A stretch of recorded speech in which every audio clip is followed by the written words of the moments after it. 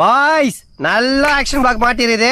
Full enjoyment தான். வாங்கடா. சந்தானம் சொன்ன மாதிரி ஒரு செம்மையான ஆக்ஷன் த்ரில்லரை தான் வந்து சொல்ல போறேன். ஸோ அதுக்கு முன்னாடி நான் இர்ஃபான், இது 100 Days 100 கொரியன் மூவிஸ் சேலஞ்சோட டே 2. எந்த படத்தோட ஹீரோ வந்து தன்னோட பாஸ்ட் நடந்த எல்லா விஷயத்தையும் தூக்கி ஓரமா வச்சுட்டு ஒரு இன்ட்ரோவர்ட்டா அதாச்சும் யாரு கூடயும் மிங்கிள் ஆகாம தான் உண்டு தான் வேலை உண்டுன்னு சொல்லி வந்துட்டு இருக்காரு. ஸோ இப்படி இருக்கிற அவருக்கு அந்த ஏரியாலேயே அந்த நெய்பர்ஹுட்லயே வந்து ஒரு குட்டி பொண்ணு மட்டும் ஃப்ரெண்டா இருக்கு. அந்த குட்டி பொண்ணு கூட மட்டும்தான் அவர் பேசுறாரு. அவருக்கு இருக்கிற ஒரே ஃப்ரெண்டு அந்த பொண்ணு தான். இப்படி இருக்கிற சமயத்துல ஒரு ட்ரக் கேங் வந்து தெரியாதனமா ஒரு நாள் வந்து அந்த பொண்ணை வந்து தூக்கிட்டு போயிருவாங்க.